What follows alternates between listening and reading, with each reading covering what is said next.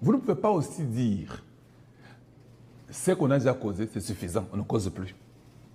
Ou vous nous tuez tous, ou vous partez chez vous. Qu'est-ce qui vous prend la lourdeur de faire ça? Qu'est-ce qui vous prend? Vous voulez seulement devenir des esclaves. C'est ça le problème. Votre causerie, c'est pour amener à être esclave. Attends, Mundele Tango Yaka na Congo, il a causé avec nos ancêtres. Oui, pas arrêté, hein? Autant arrêté, autant wapi. Dites-moi un peu. Les Blancs, quand il est venu, il a causé avec nos ancêtres. On les a accueillis. Ils sont venus moins nombreux, et puis en les accueillant, ils ont commencé à causer, et puis ils ont infiltré, et puis à un moment donné, allez, on a tué nos aïeux. On les a imposés. Mais imaginez-vous, c'est maintenant que Kotaga na bateau, avant qu'il y ait un bateau. Feu! Tu crois que ces Blancs allaient venir entrer? Je vous pose la question. Bon, c'est l'histoire, non? Quand les premiers bateaux accostaient là, en Afrique, ils arrivent seulement, ils descendent. C'était le feu qui commençait. Et que parmi tous ces 300 ou 400 explorateurs qui sont arrivés, 2 ont échappé, sont partis. Tu penses qu'ils vont venir dire qu'on va vous prendre? Votre dialogue montre une fausse hospitalité. Nous connaissons les jeux. On ne veut plus les dialogues. Chaque pays a son peuple et chez lui. Full stop. Ce n'est pas que à Bunagana, on a pris Bunagana il y a 3 ans et demi, 4 ans. Mais tu ne te poses pas la question que la guerre du Congo a commencé il y a 30 ans. D'ailleurs, même plus, parce que du temps de Lumumba et de Kassavou, il y avait déjà la guerre à l'Est. Tu ne te poses pas la question. Va dire à tes cocos et tous tes voyous, des députés, consorts, les notaires de l'Est, va leur dire qu'il faut, vous devez arrêter. C'est assez, arrêtez. Arrêtez de nous faire tuer. On n'a pas besoin de dialogue. Arrêtez de nous faire tuer. C'est ça que vous devez dire. Il n'y a rien d'autre. Ça doit commencer par chez vous. Ça ne commence pas par chez autrui. Avant que tu viennes demander le dialogue à Kinshasa, va demander le dialogue à tes notaires, à tes députés que tu as envoyés, que tu as votés, à tes oncles qui sont dans la mafia, qui sont dans les trafics d'or, de coltan et consorts. Va leur dire que, causons, on arrête un peu cette histoire ici. Quand tu auras réussi, maintenant viens à Kinshasa demander que non, nous voulons maintenant causer. Ce sont tes oncles qui sont des bandits, ce sont tes oncles qui tuent tes parents. Tu ne savais pas ça? Je t'informe. Eza ba noko na yo, na ba pana yo mususu nde bazo ba bandeko na yo. Eza bisoté, eza bino na ba koko na bino. Ah, c'est pas possible. Un peuple qui, on viole ta maman aujourd'hui, c'est lui qui viole là, il vient te demander la place où vivre. Oh non, ça va. Vous savez, bon, tu as violé. Hein. Oublions les passés, c'est comme Kassamba qui dit, Jean-Marie Kassamba. Oublions la gestion des Kabila de 18 ans. Parlons maintenant de la gestion de Tshisekedi. Mais tu dis ça aux imbéciles ou bien tu dis aux gens qui ont la tête? Je ne sais pas ces gens-là, ils viennent de quel... Je ne sais pas, je ne comprends pas. Donc, quand tu viens au Congo, tu diriges pendant 18 ans, tu tues les gens, tu détruis la nation, tu infiltres l'armée, tu fais tout, tu amènes tes frères rwandais, tu les plaques partout. À la fin, on dit non, non, non, c'est Tshisekedi qui est présent. Oubliez le passé. Mais il faut être mouton pour réfléchir comme ça. Tout est pris en compte, même du temps de Mobutu, même de Kasavubu, même de Lumumba. Ça a les répercussions jusqu'à aujourd'hui. Tout est pris en compte. Donc, comme Tshisekedi est là-bas, il fait son temps, il s'en va. Maintenant, on dit non, oubliez Tshisekedi. Mais c'est toi qui es président. Mais il faut être malade. Il faut être malade, je ne sais pas, intellectuellement, pour réfléchir comme ça. Tous les pays du monde savent qu'il y a ce qu'on appelle continuité de l'État. Tout le monde sait. Il n'y a qu'au Congo que quand toi tu es président, tu oublies tout. C'est toi qui es président. Fais-nous la magie. Même si nous avons vendu tous les Congos et consorts, toi tu es président. Tu as un dernier mot à dire. Tape seulement un bâton magique. Ah! Même Dieu lui-même. Mais il dit que Moïse vous a amené les lois, non? Dieu, dans la chair humaine, Jésus-Christ, il se réfère à celui qui est venu avant lui. Il pouvait dire que non, Moïse, là, c'est moi qui les ai envoyés. De toute façon, on dit, vous savez quoi, arrêtez avec les Moïse, les Abraham, les Adam et consorts. On dit, arrêtez ça, Esaïe, Ézéchiel, tout ça. Oubliez, c'est moi. C'est moi, je suis venu, je suis Dieu. C'est moi, hein? Donc c'est moi qui ai envoyé tous ces individus-là. Allez, oubliez, je suis là.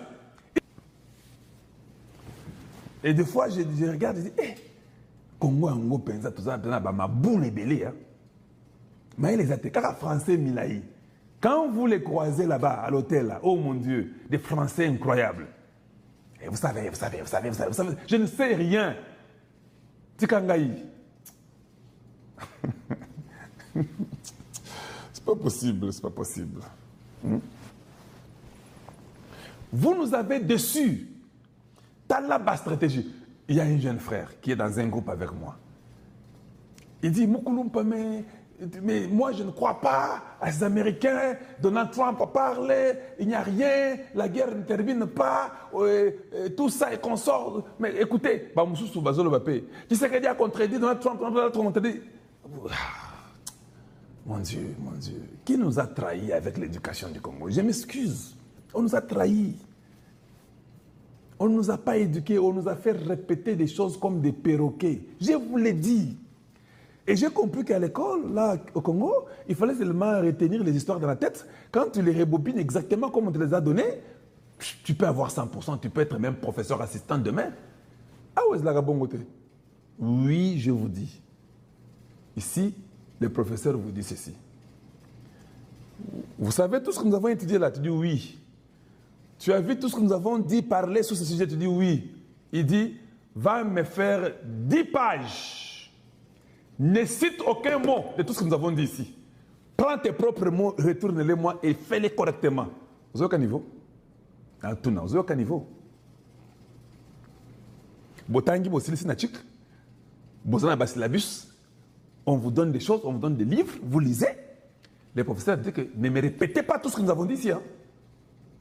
Si vous me répétez ce que nous avons dit ici, je vous donne 0. Parce que ce n'est pas ton idée. J'aimerais que tu me donnes ton idée à toi. Hey! Okanisi Boy, Namutukuna. Le travail à remettre dans 48 heures. Les enfants disent, papa, nous devons aller à l'école. Ok, c'est bon. Il rentre, nous avons le sport, papa. Oh, papa, vous savez, mes amis doivent venir. Papa, vous savez, maintenant tu sens que 48 heures, pan, au taliboy. Et tu cales 13 heures. 15 heures, ceux qui 25 heures, et ceux qui... Et tu cales 13 heures. Ce professeur t'a dit, si tu ne réponds pas, tu as 0. Il n'y a pas de retard. Et tu es en train de voir comment, à l'ordinateur, le temps, tic-tac, tic-tac, tic-tac, en train, le compte à rebours, en train de descendre, tic-tac, tic-tac. Tu as payé l'argent, tu dois étudier. Dis-moi un peu, si tu as 0, tu vas dire à ta fille ou à ton fils quoi? Que toi, papa là, tu parles ici, papa te parle. Toi là, tu as 0. Et puis les enfants américains.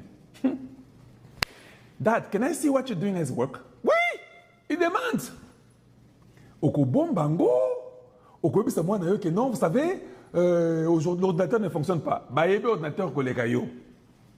Moi de passe pas bana to bomba kabana na biso ba moi de passe te. Attention au kufi ya ko fond l'ordinateur. Po soyo bomba ki au kufi sili yegeyi. Il faut otik ordinateur pour lélé. Ayebi sika ba tiaka ba grade na yo na école. Ah OK. Dad, you had 0. Imagine-toi un peu si cet enfant ne travaille pas bien à l'école. Qu'est-ce que tu diras à l'enfant? Tu diras à l'enfant que non, toi, comme tu es papa, tu pouvais avoir 0. Lui, comme il est enfant, lui doit faire bien. Je vous dis, la vie n'est pas ce que vous croyez là chez vous au Congo. Chez vous au Congo, vous partez, vous prenez ici, vous prenez là-bas, vous collez, tu prends les idées de quelqu'un, tu amènes ici, oh, je veux faire ma thèse, et puis tu mets des bêtises là-bas. Ce n'est même pas vérifiable. Il n'y a aucune méthode mise en place pour vérifier que ce que tu as dit est à toi et que ça vient de personnes d'autres. Tu es parti voler les choses de Mapika Kalanda de 1979. Comme le professeur aussi n'a pas le temps d'aller lire, il n'a pas les machines qui peuvent vérifier. Oh, tu es intelligent, voilà. Non, ce n'est pas, il n'est pas intelligent. Il a pris l'idée de Mapika Kalanda. Il a pris l'idée de Birim Noa. Il a été.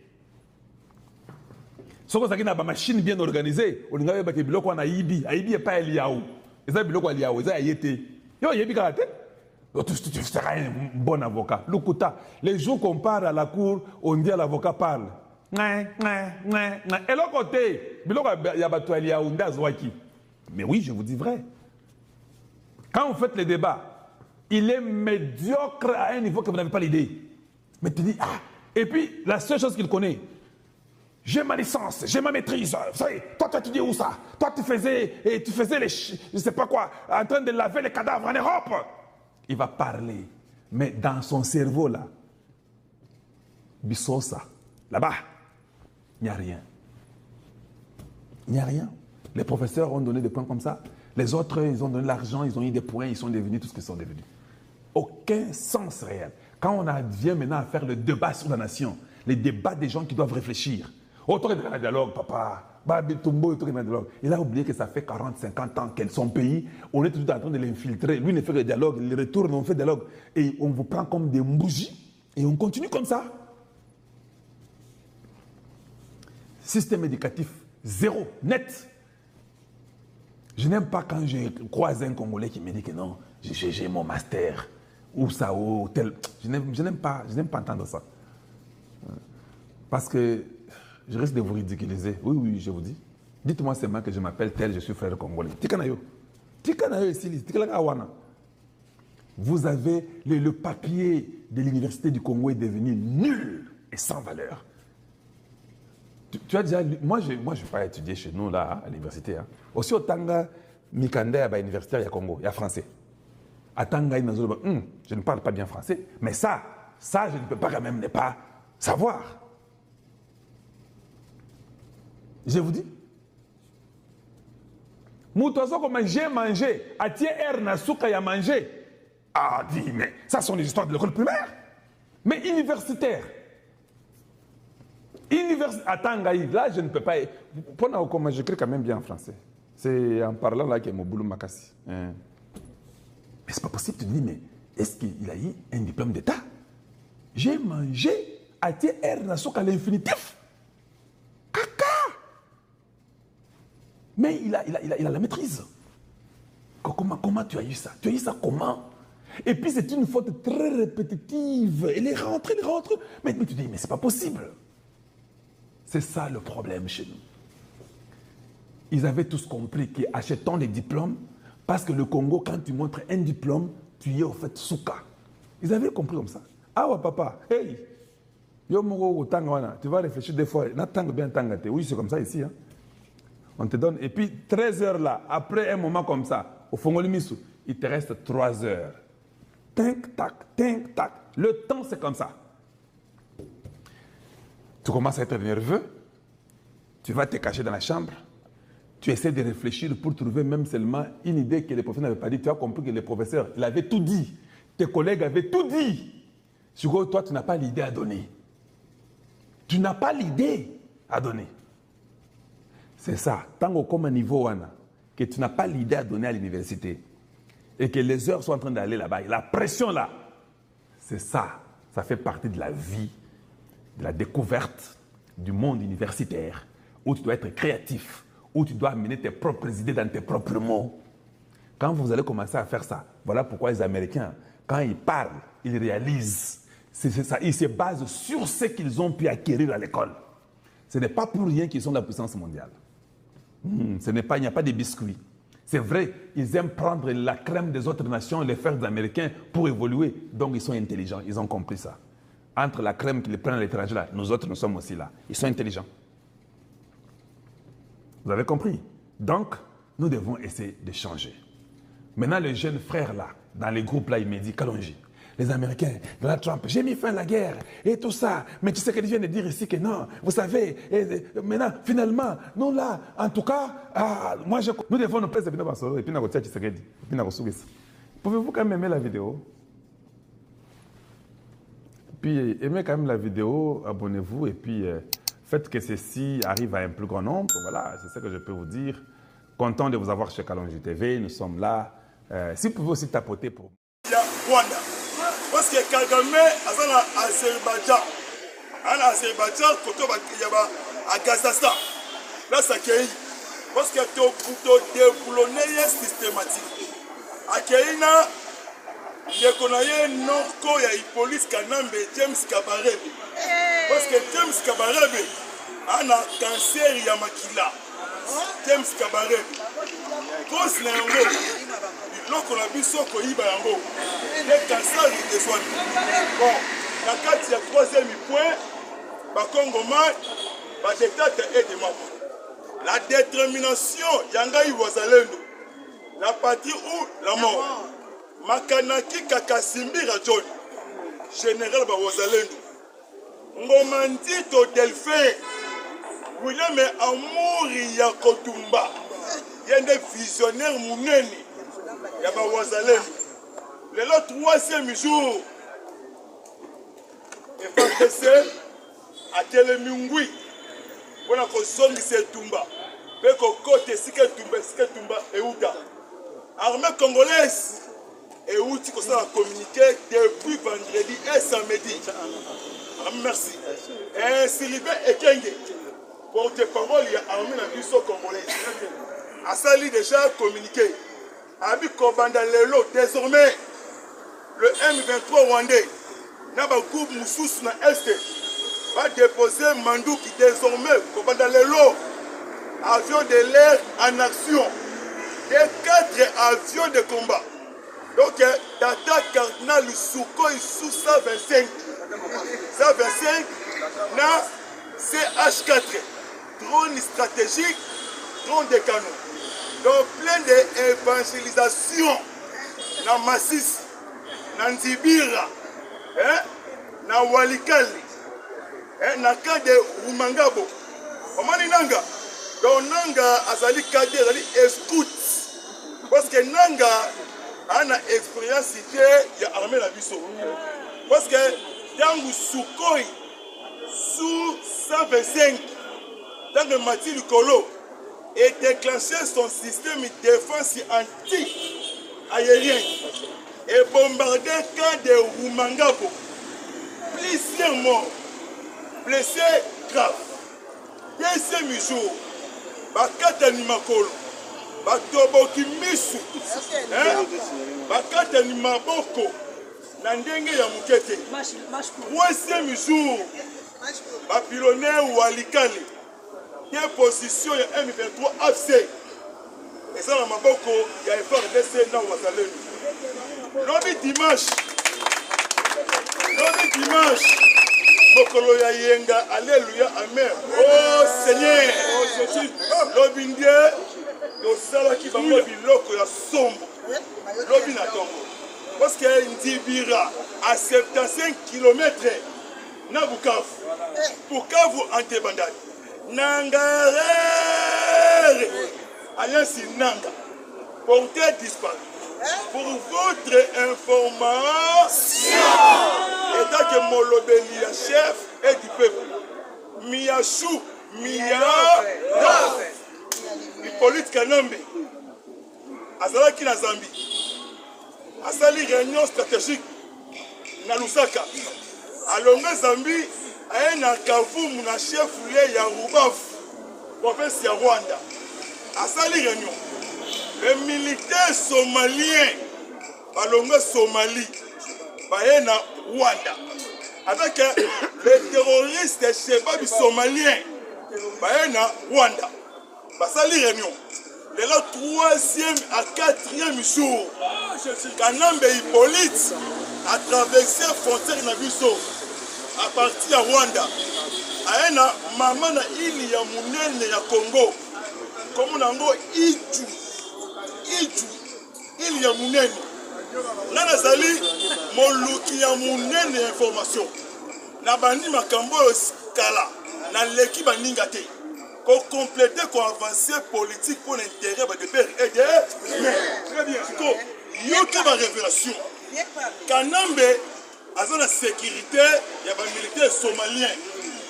Il y a une résidence, il y a Balamo qui est Kolo. Balamo qui Kolo. Il y a membre de RCD Goma.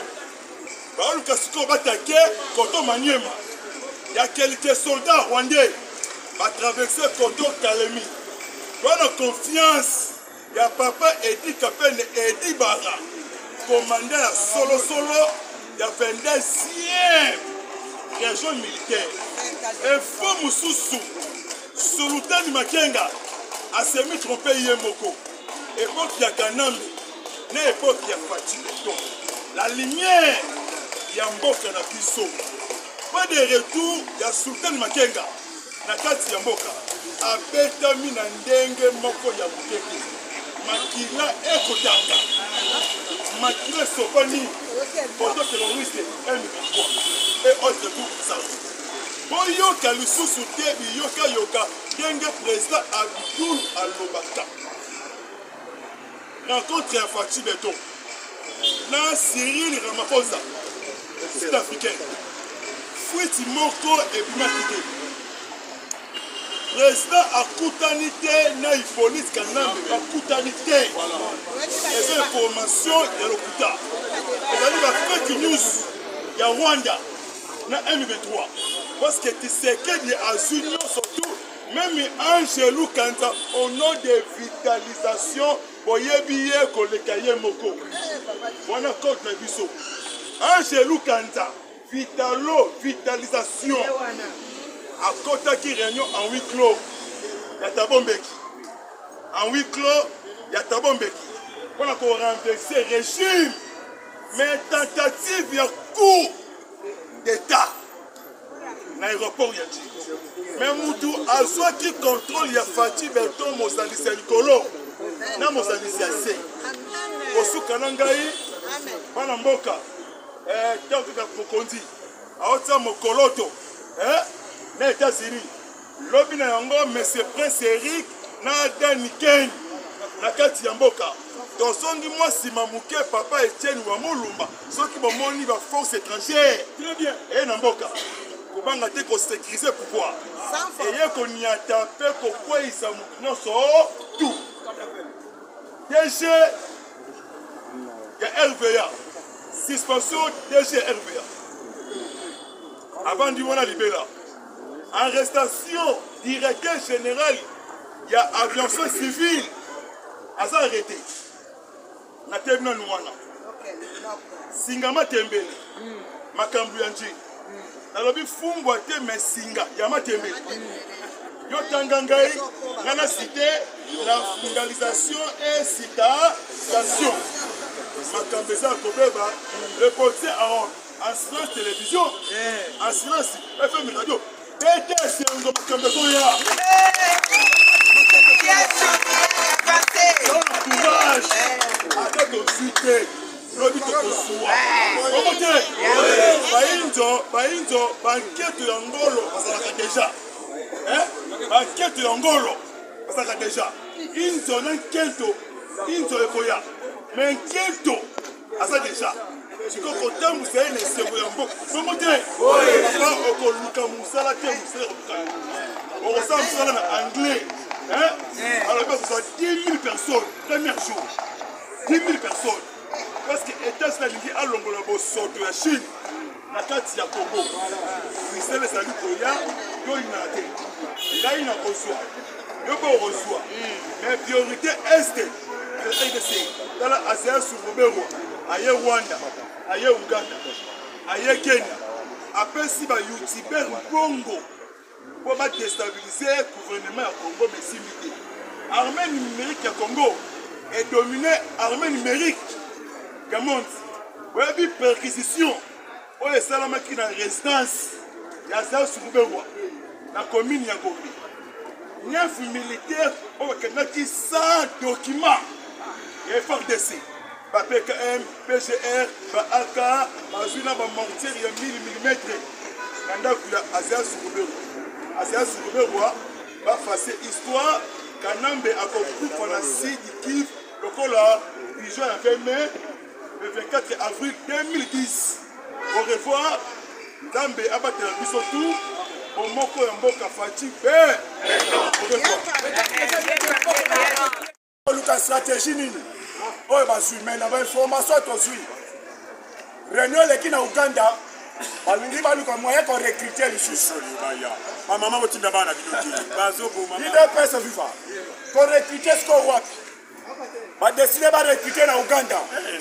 Va décider de recruter na Rwanda. Va décider de recruter na Kenya. Va décider de recruter na Soudan du Sud. Va décider de recruter na Ukraine, ce qui Ukraine mo. Alors, bazwa badaba na wana nyoso kwa ba mercenaires. Ba ya sous préparer bango parce que na niveau est mboto ezopela bazambe ezosika tongo mikoko. Ba bombardement za na reporter. Position nyoso tu ya M23. Il faut qu'on détruise Nango. Voilà, armée oyo biso to bandai ko ya. Oto bandai ko tuna. Est-ce que armée na biso e ko ki ko bunda lokola Israël asala kate que au moins une place banguna baza ko kobeta bango lelo yango yo général wa zo diriger force aérienne wa zo diriger ba commandement ya ba festi ya ba nyoso aboyi kutu koyoka donc pona ya bimisi nyoso mais il ne peut pas abombi na loko moko bazo benga ngo drone H5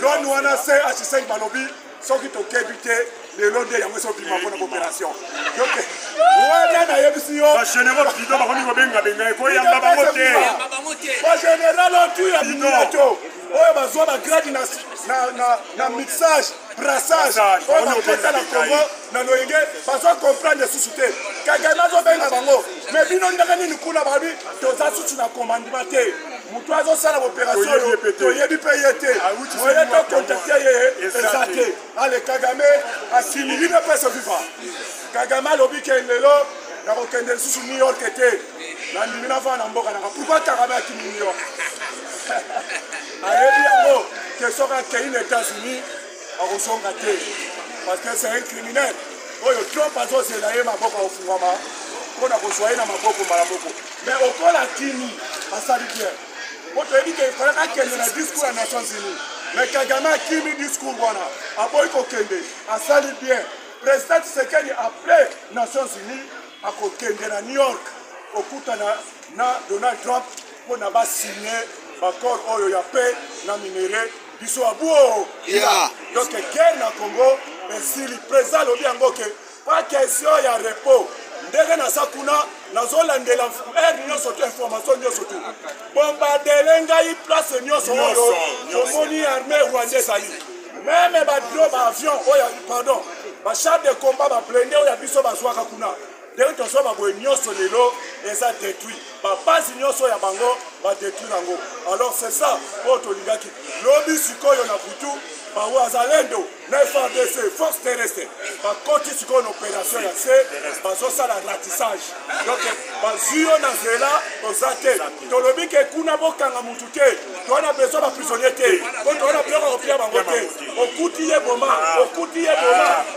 boma ti toswa mboka na biso ezonga moko kongo etikala uni oyo balobaka te kongo ekotikala uni indifficile oyo nazali nango lelo mpona loba comme information numéro nanga eza plus 243 81 40 45 45 9 tosengi na bacongolais nyonso tu tosoutenir chef de l'état tosoutenir gouvernement oyo bazosala mosala esengeli mpe lobi mboka na biso ekozonga na kimia merci. Il ne peut se vivre. Tolobi, les FARDC ont poursuivi ce dimanche 21 septembre 2025 les bombardements aériens contre les bastions des rebelles M23 et AFC dans le territoire de Massissi et de Walikale dans la province du Nord Kivu. Selon les sources locales, les frappes ont visé plusieurs localités, notamment Mukwenga, Nienge, Bibwe, Nyarushamba, Nienge, Embe et situé dans la chefferie de Bachali. Betamaboko Makasi. Tolobi lelo général wana na yebiye mais topesa kombo lete. Ba général bidon babandi ko benga e ne nini bazo swaiti. Asa pe na ndoi litazana na mwa kodi ngetingai. Na kata koni wana numéro ya mutumo. Fatima. Deya ibisake. Betanio. Siko memi chef d'état-major général aso benga so swaye. Banza ko benga ite. Yo pe to na confiance. Ero ko benga mutubotika sa. Kuna na nini ya kila na pa côté bakie mission na este ya tiki kongo kela na confiance loke longwa yangwana bazalendo babai bango nyonso basonga na kati alonde kwa chiwewe côté connaître tenge général wana oya bombardé wana soko sisi mission au commis chef d'état-major général sala musala papa auti wa kila la babela lo bate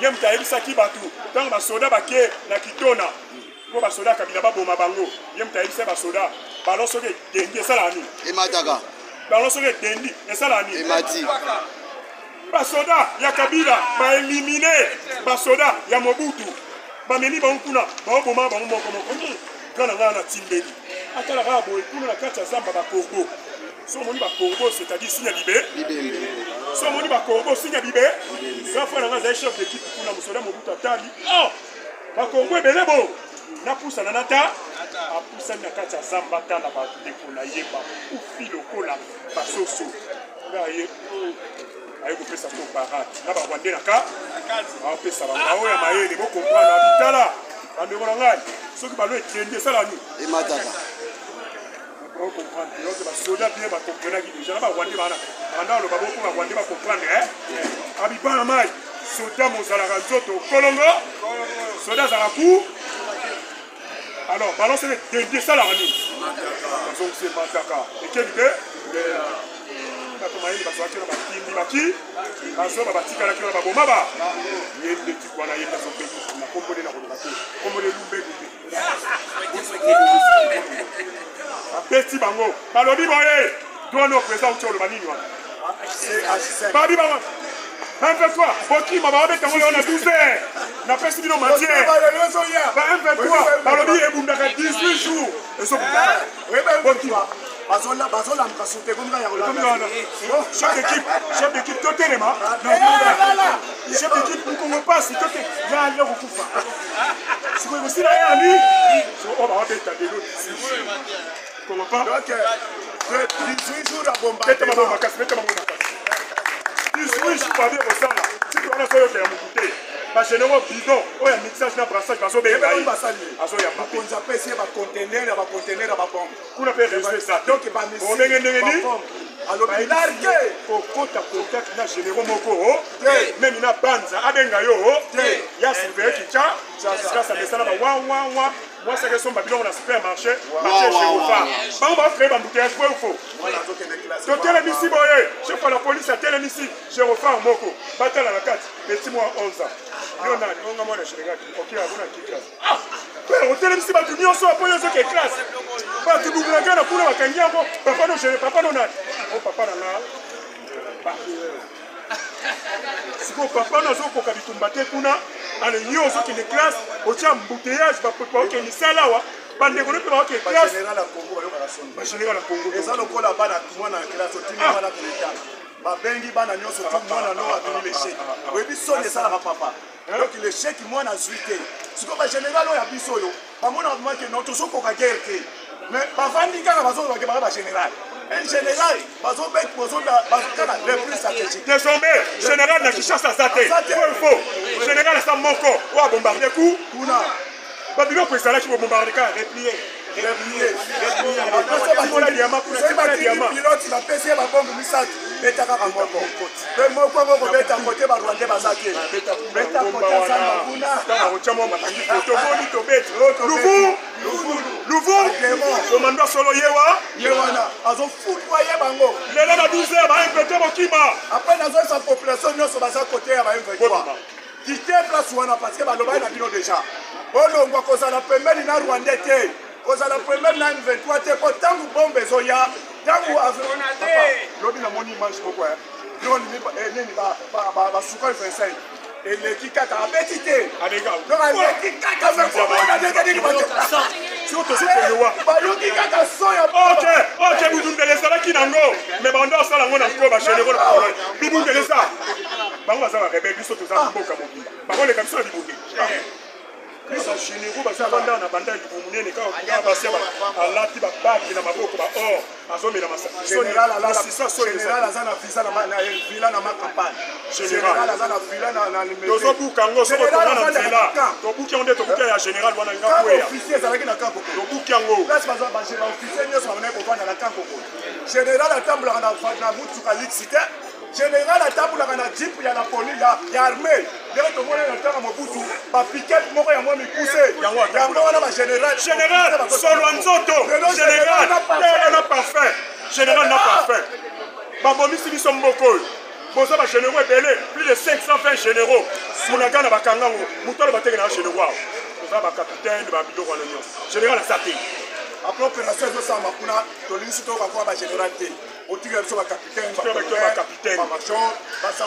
babengi ye koyamba mutu te général enenge aloba kombole général lumbelumbe koyamba mutu te beta bango oyoki te Laurence Kanyuka porte-parole à M23 afundi aleli oh les frères de ce sont tentés de nous bombarder okoyoka moto Donc il y a bongo, vrai ou faux? Vrai. Donc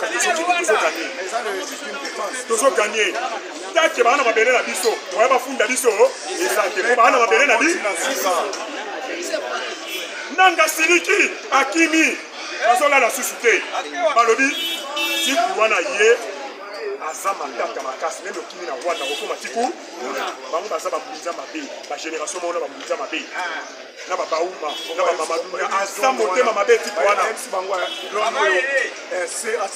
oyo mobeta lelo emataka 17 000 km na likolo donc aza na likolo kuna yo ozomona ye me bato na bino mikie ye azozwa yo tina se papa tosombi bibundeli tosombi bibundeli batoni wana ezaka ba 10. Alors, elobi ke ye même akendaka tina de 17 000 km bongo siko lere azoya azosumba MP3 kima libela ona nanga kolala suna ngoma te lelo na 12h bolongwa bapembeni mabele kobaluka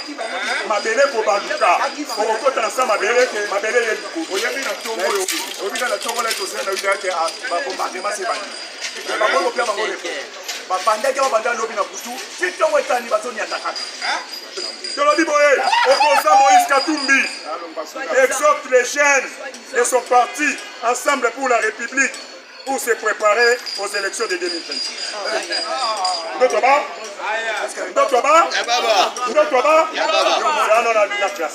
Qui est Moïse Katumbi? On a le bâti bien étranger, nous sommes qui est Moïse Katumbi? Papa Naye, mais ce Soriano a signé Angola. Asa juif, grec, hébreu. Vrai ou faux? Il y a mon gars, vrai ou faux? Asa Mouyou? Bayouda, Batmabe, Babunda, Papa, Batmama, Nassali, ma recherche. La tika Jésus n'a pas dit Baboma, Nassali, ma recherche. Na yeko mona ke ingwana batiaki kaka filme mais na sali ba recherche ces gens sont mauvais batika muta baboma ta mona 33 ans boye na pe mutakala na miso ba mama soto sukawa Hérode on va dire ko nyoko la yona na Ponce Pilate ba ancêtre ya Moïse Katumbi c'est l'homme dans le bien là c'est la tête comme na lobi boy Moïse Katumbi papa grec grec on a envoyé à sa produit à poisson ça qui pêchait à son ba mbisi na lac Tangani à son teka so swambo a foutu pe l'état té à son salango au fait à Zimbo a bali maman congolaise wana baboti bana misaka Raphaël Katebe Katoto Abraham na mwana bango ya su maman wana congolaise akufa ata saini basaki na boyi na bango bon auto benga bon maman Shinata Apula Zambien. N'est-ce pas? Est-ce que vous avez maman congolaise quand on a couffé, Raphaël Katebe Katoto. Raphaël Katebe Katoto, à 50 juifs, 50 corps. Mais si quand on maman a couffé congolaise, parce qu'il y a une bonne bango, madame Shinata Apula Zambien. Les papas on a juif. Comme il la maman a les cabouatales,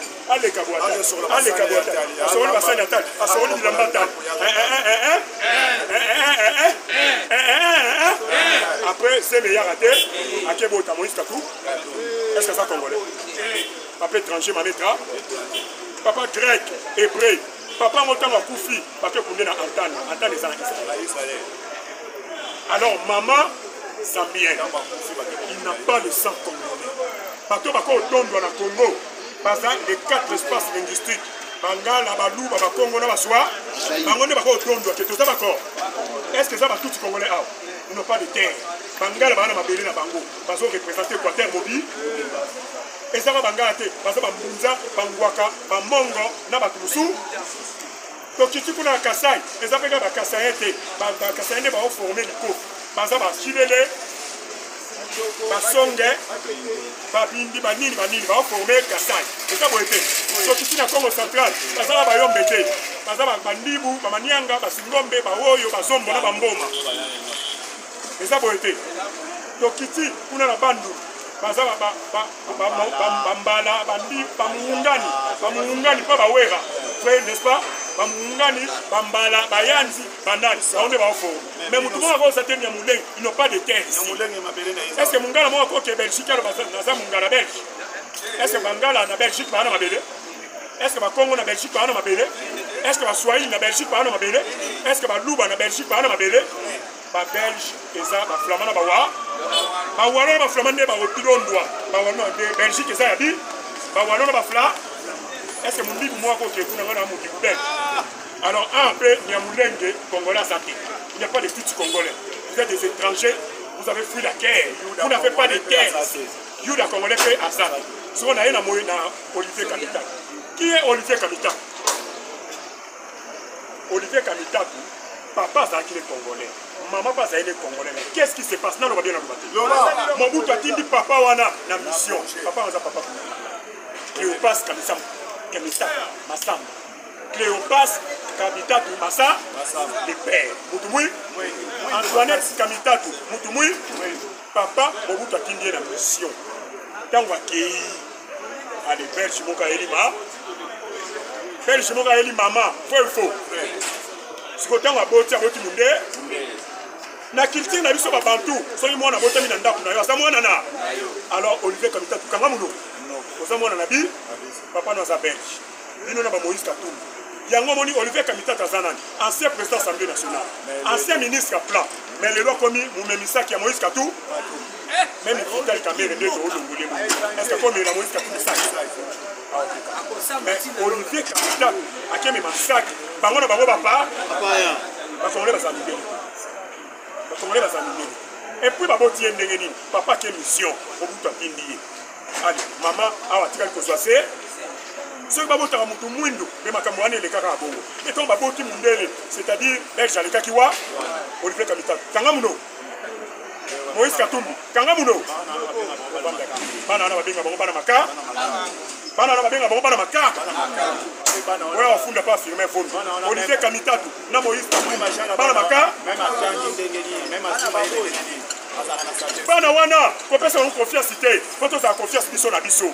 À retrahir, même ailleurs, il y a un monitoring à tout côté de l'institution. Papa, c'est régalien. Bana wana va s'attaquer. Tchaï Bougmestre, faut. Tchaï Bougmestre, mais ministre, et ça va être. Papa, c'est régalien Zani, président de la République, premier ministre, ministre de la Défense, ministre intérieur, inspecteur général de la police, chef d'état-major général, directeur à ANER, ministre à budget, ministre à finance. Directeur à banque, n'est-ce pas? Directeur à ANER. Tous ces régaliens. Nous sommes Simbango. Yango moniteur Kabila Zalaki a tué le président de l'Assemblée nationale, Olivier Kamita. Nous sommes à Congo, et roi, va secret à la Issou. Au moment où on va contrôler sous bisoté. A commis d'accord? Alors vous avez belé à Roland Bisso pour information bien vous pour ça, pour la chaîne de vidéo chaque matin pour reçoit ni les autres cas. Lobby Toroyana histoire pour un chef d'état-major général. Par le armée de l'Angote, mais de l'Angote. Parti de mon mission, il est pour aller dans le Congo, à quel la papa, à quoi la solo la kini, na kutua na solo la kini, banza keba. C'est un problème sérieux. Il est pour aller dans la ok, mais nini, comme ça, Congo yango, au monde batongo, Congo yango yo, bafundi à la laine de Kona été awa, à Soudan à l'histoire. À quel la papa, c'est un mot de ça. Là, au Kananga, il doit péter à Bino. Il est fait sur les fesses à traître. On l'a dit, tu veux, oui. Il est fait sur les fesses à traître. Il y a un moment où on se fait. On le va réussir. Il y a un moment où on se salé les fesses à traître. On a la république, on va réciter pour le mandat.